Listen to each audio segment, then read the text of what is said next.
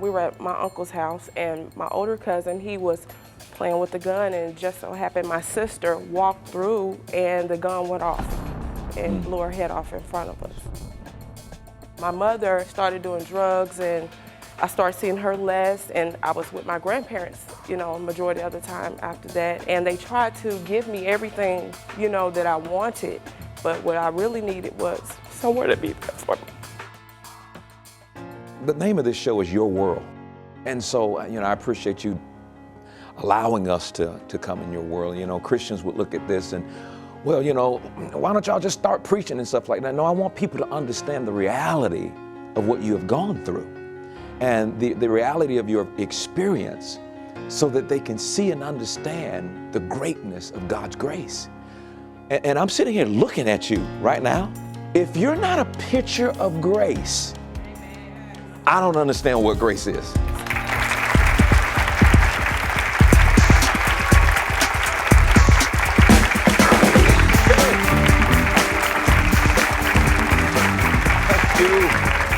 Thank you and welcome to Your World. I'm Creflo. And on today's show, we are tackling a national crisis, a toxic growing epidemic that's destroying families across the globe. It's called addiction.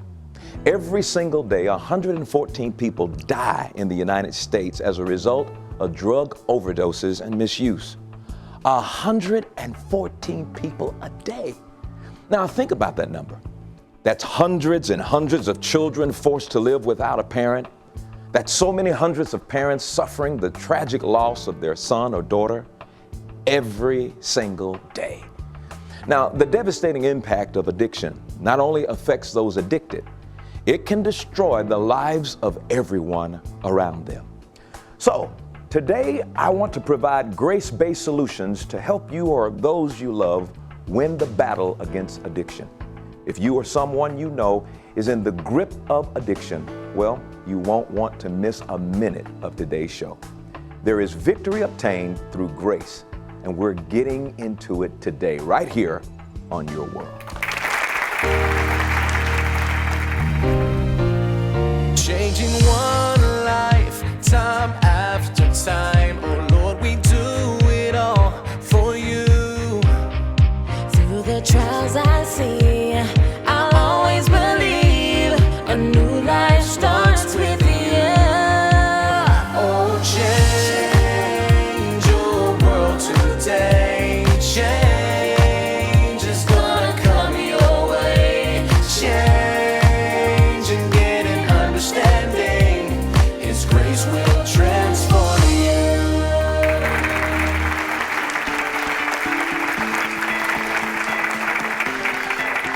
Today, Kesha is here to share her story. Kesha, thank you so much for joining us on Your World, because we want to come into your world today. And we want to find out what it's like to experience the addiction of a parent. Walk us down those events and where it has you right now here today. In 1986, we were at my uncle's house, and my older cousin, he was playing with the gun. And I asked him, what was he doing? And I believe he was just, curious and just wanted to, play with the gun. So I followed him, and we went into his parents' bedroom, and he sat on the bed, and he was messing with the gun, and just so happened my sister walked through, and the gun went off and blew her head off in front of us. And you were, what, 10? Yes, sir, 9 and 10. Something. And I can imagine you still have that image in your head today. Yes, sir. Now, when your mom really, as a parent, had to deal with this, it's just something unnatural about a parent having to bury their child. What were some of the first things as a kid that you noticed as her life began to change with drugs and maybe even her job? Were some of the things that you remember? She became distant, and I felt like she neglected me because she lost my sister, and I felt like, she felt like she lost everything. I felt alone, and I was hurt because I didn't have any therapy. I didn't know how to deal with the situation, and I really didn't know how to communicate with anyone. Didn't know how to express what I was going through. So I was silent with it, and my mother, she started doing drugs, and I started seeing her less, and I was with my grandparents, you know, majority of the time after that, and they really didn't know. They were there for me, and they tried to give me everything, you know, that I wanted, but what I really needed was somewhere to be there for me. And I suffered for a long time. And my sister, she was like my best friend, and There you go. Feelings of abandonment, depression, and not knowing what that was all about, confusion, and nobody really breaking it down so that you can understand that, you know, what had happened. Kesha, do you really ever get over something like that? it takes a long time. And your mother, let's talk about her for a moment. She's trying to deal with her pain, Yes, sir. and she turns to drugs, Yes, sir. and she loses her job. Yes, sir. She ends up in jail. Yes, sir. So now, in a sense, you lost your sister and you lost your mother at the same time. At the time, you had to be really going through a lot of issues of abandonment. Yes, sir. And was that ever in your life something that you were able to come to grip with? Or do you find that it's affecting you in other areas right now today? I had experienced so much trauma and death at a young age until it was hard for me to look at things, you know, in a good way. And on top of that, after my sister died, my grandparents decided to go to Detroit, and I went with them. And we were going through the Ozark Mountains, and my grandfather fell asleep in the peak of the mountains. And we went down like 200 feet. Wow. And it threw us all out the car. Wow.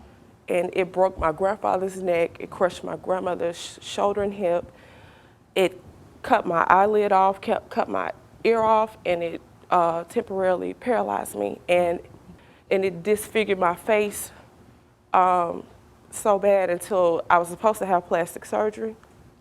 And I could just say the Lord healed me miraculously. Boy, that's the power of God's grace, isn't it? And I must say, through all the things that I've been through, I've seen God's miracles as well. Yeah, yeah.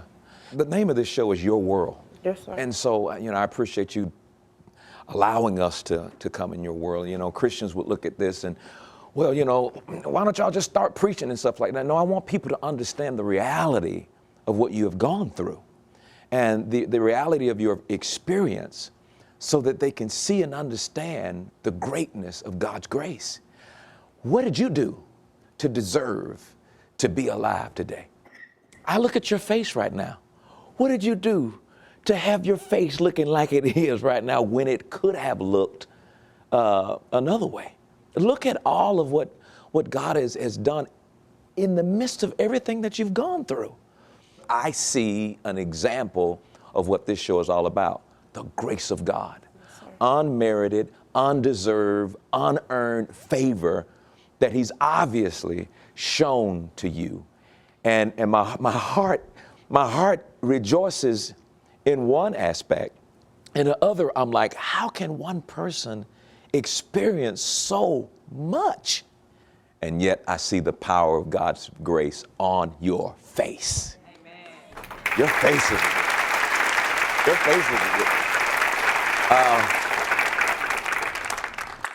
So your mom went to prison. You spent, what, most of your teenage years with your grandparents? Yes, sir. And so she gets out of prison, and walk us through that relationship, that encounter with your mom and the things you guys had to do to try to rekindle a relationship. Well, to be totally honest, I had so much resentment against my mom, and I was hurt, and I was dealing with so much from the accidents and going through so much until I was angry with her. Sure. And it seems like everybody else was angry with her. And my mom, one thing when she was on drugs, the drugs kind of like had her somewhere else, but people didn't understand what I was lacking was, you know, my mother's attention, you know, and family members and friends, but they didn't know how I was hurting inside, you know, going through all these traumatic events or whatever. But in 2009, I'm on downtown Atlanta, driving down the street, and I look up, and there is this big SUV heading towards me going like 65, 70 miles per hour. And she hit us head on. But when they pulled me out the car, I found out that my hip was broken in half. So we made it to the emergency room. They scanned me. I didn't have a scratch on me, but they said, Miss Tate, you know, your hip is broken in half, and we're gonna have to put you in surgery. So they had to put a pin in my hip. And the doctors told me, they was like, well, Miss Tate, you know, we're just gonna let you know now, you're not gonna be the same anymore. You're gonna probably walk with a limp. I went from laying in the bed, a walker, crutches to a cane, to walking in like 3 months. I went to the doctor. Well, the first miracle was, I was listening to you. You said, you know, speak God's word. I was declaring by his stripes I am healed. I said it every day, even when I was going through anxiety or depression. And I went to the doctor because they said it would take like a calendar year for my hip to heal. I went back, and the doctor was looking at my x-ray, and he was like frowning. And I was like, sir, what's wrong? He was like, Miss Tate, do you see this little line right here on your x-ray? I said, yes, sir. He said, your bone mended back together. Knocking us. Okay, whoa. If you're not a picture of grace, I don't understand what grace is. I don't understand what grace is. I stopped you because I had to say this. There is obviously a calling of God on your life. There is obviously something that you're supposed to do. Maybe it starts right here on this couch, as our viewers look at this, and because what it does, you know, the guy that's complaining about, well, I'm tired of eating salmon, you know, or the lady that complains about, well, this is the wrong weave.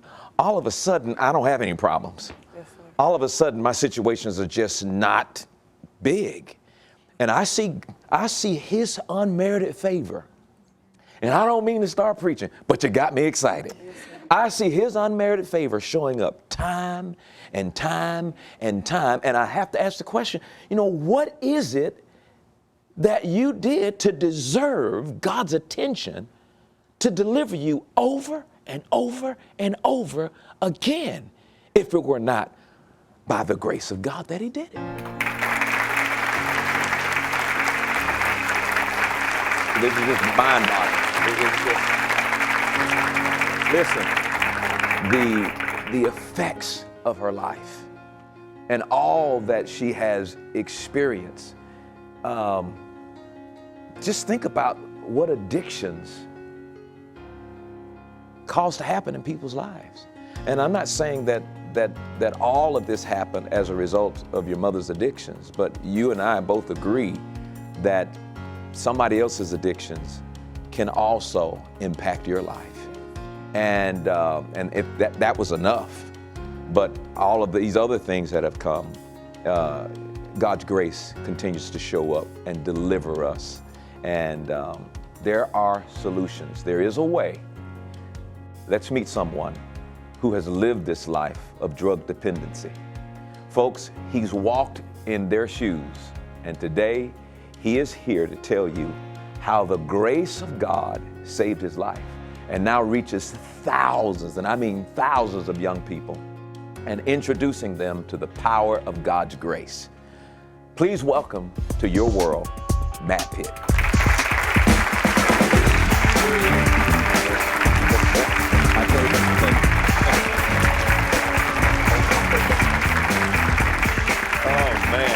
Would you please take the opportunity? You have shared with thousands of young people, right? But walk us through those events up to where you are right now, so we can see the grace of God on your life as well. Right.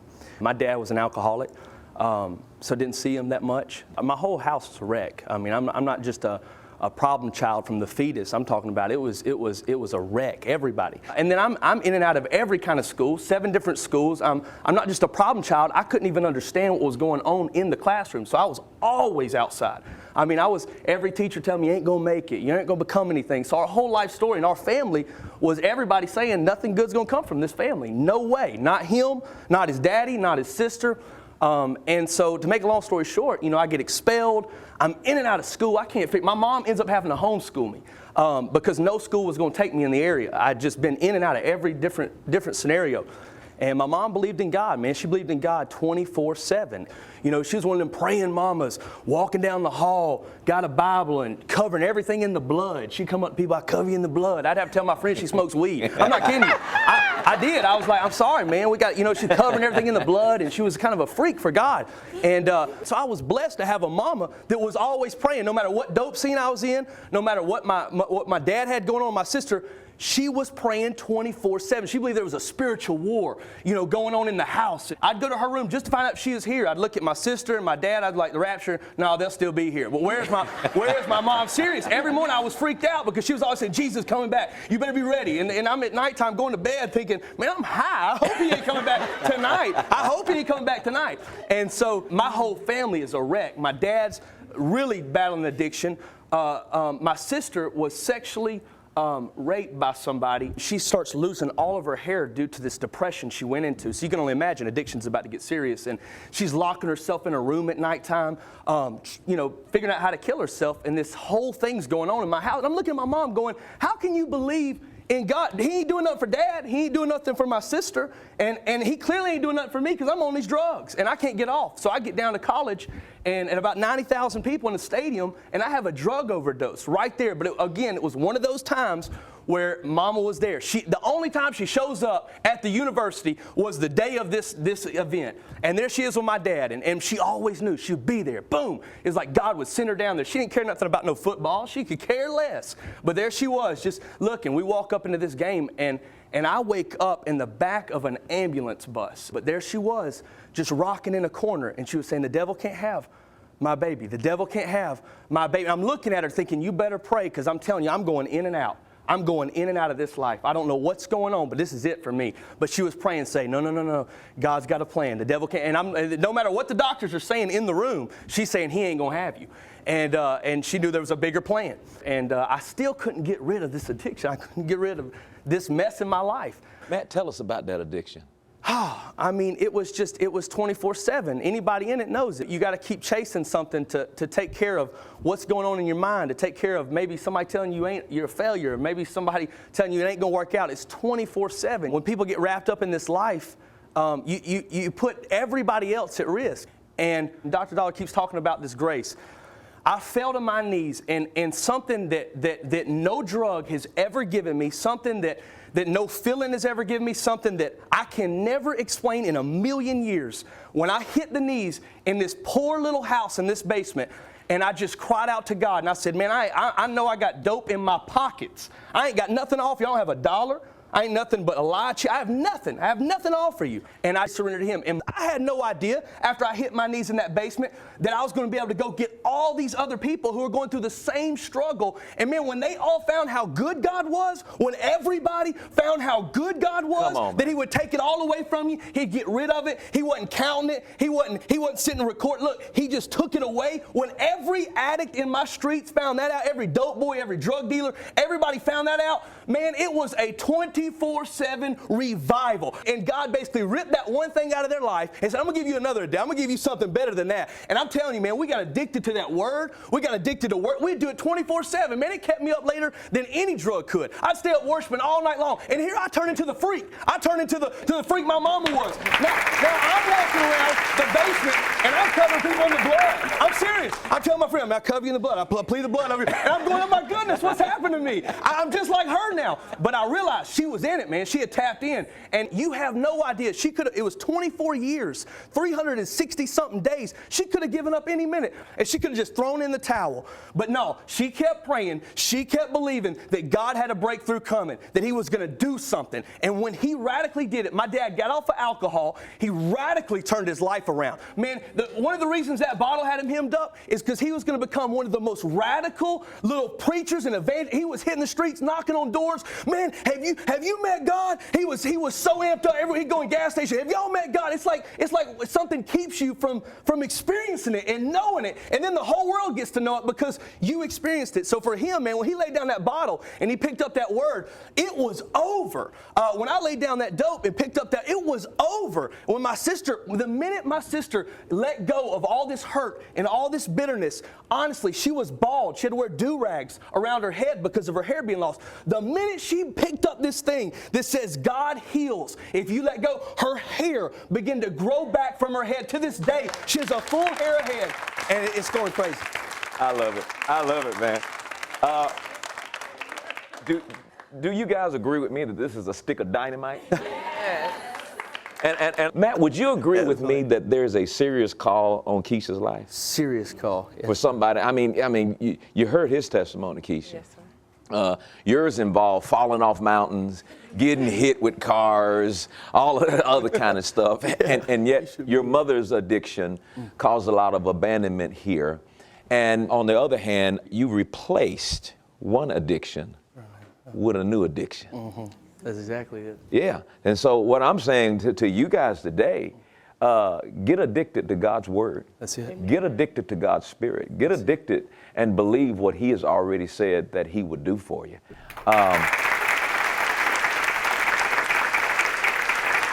That's what your world is all about. We've had the opportunity to go into the world of our guests here today. And what they're sharing with you. They're saying, hey, this is real. These things that happen, they happen. They are genuine. They're real. And yet, there is a grace that can make the difference in your life. And we've made our mind up that we're gonna come into every world. We're coming into every household. That's why I'm doing this show right now. Yeah. Whatever it takes, when I leave this earth, I plan on leaving empty. And we're pouring it out so that you guys can understand that there is power in the grace of God. Don't you appreciate our guests here today and what they've done for us? Yeah. Yes. I encourage you today. If you are hurting because of the consequences of loved ones with addiction, God has grace for you. And if you or someone you know is struggling with addiction, there is a way out. First of all, you have to acknowledge the purpose of that addiction. In other words, what are you doing it for? Why are you doing it? And then secondly, you have to have rational thinking versus denial. The third way to break addictions of any kind, you have to use alternative coping skills. For example, if a person says that I drink because I'm stressed out or there's a lot of pressure in my life, and I take that coping skill away from them, then they most likely will go back to that addictive behavior versus replacing it with something. What you want to do is maybe instead of drinking to deal with your stress, you might want to do breathing exercise. You might want to add some activity there. You want to make sure that you replace that coping skill with another coping skill. Number 4, you have to identify the danger zones. In other words, what's going on when I yield to this addictive behavior? Where am I when I yield to this behavior? Who am I around? What's going on around me? Identify the danger zones. And then you've got to, number 5, make sure that you're ready to change your life. It's one thing to have willpower, but we want you to program your life for success. In other words, set yourself up for success. If you find yourself going by the store and buying cigarettes and you're trying to stop, then don't carry cash. If you're addicted to some type of pornography on the computer, get the computer out of the house. The quickest way to deal with any type of addictive behavior is to deny access and to remove those things from you. And then you want to make sure that you're accountable. Have a support system. I'm not talking about anybody that will just add positive support just to make you feel good, but you need somebody to kick you in the butt when you need it. And you need somebody to tell you the truth. You need somebody that's not going to water it down. It is what it is, and that's what you're going to hear when you get yourself involved in that addictive behavior. And then finally, reward is important. Motivation is important. And you should be willing to reward yourself by just saying, I give myself credit that I'm getting better. Motivation is important, even to the point where you will come to the place of admitting that this is a problem for me and to ask for help. So these are practical things you can look at. I know that the power of God's grace is there to deliver you from anything. In fact, we believe that the grace of God has already accomplished that. But it's also important for us to begin to break some things down, make it practical, begin to recognize some things as we yield in our faith to what grace has already made available. I want to get some resources into your hands to direct you or help someone you love down a healthier road in their life, a road that leads away from all the pain and the disappointment and the shame and towards healing. All you have to do is pick up the phone and call. Help is just one step away. We'll be right back. Are you ready to see the pain of addiction and addictive behavior defeated in your life? Are you ready to see your loved ones, your children, and future generations free forever? As you've seen right here on today's program, you can put an end to the devastating effects of addiction. Kesha is seeing victory over the negative circumstances that her mother's addiction brought on. And you saw the miraculous deliverance from addiction that occurred in Matt Pitt's life, leading him to launch a ministry to thousands of young people. I had no idea after I hit my knees in that basement that I was going to be able to go get all these other people who are going through the same struggle. And man, when they all found how good God was, when every addict in my streets found that out, every dope boy, every drug dealer, everybody found that out, man, it was a 24/7 revival. Call now to receive an all-new collection from Creflo Dollar that will show you step-by-step how to stop the effects of addiction.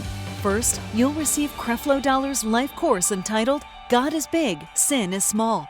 In this 5-part series, learn the strategies to recognize the traps of addiction and how, by following God's Spirit, you and your loved ones can stay away from them. Next, you'll receive Creflo Dollar's book, You Can Stop, where he reveals practical solutions to breaking the cycle that causes addictive patterns and behaviors. You'll also receive the program you saw today on DVD. Inside, you'll also get the question and answer session with our studio audience that you didn't see and is not available anywhere else. Witness Dr. Dollar and his guests answer the toughest questions on defeating addiction and living free. So, that's the God is Big, Sin is Small life course, Creflo Dollar's book, You Can Stop, and the program you saw today, plus the exclusive Q&A on DVD for your gift of $60. But wait, we're adding one more item to this collection. If you call right now, you will also receive Matt Pitt's complete testimony on DVD. You and your family will be encouraged as Matt walks through his supernatural deliverance from drugs and how he started a youth ministry reaching thousands across the globe. Call now to get these incredible resources shipped to you right away. Victory and freedom are yours today. Send us your questions and your stories. We want to hear from you. Now, don't forget to tune in again next week right here on Your World. I'll see you then. We thank the partners and friends of Creflo Dollar Ministries for making this program possible.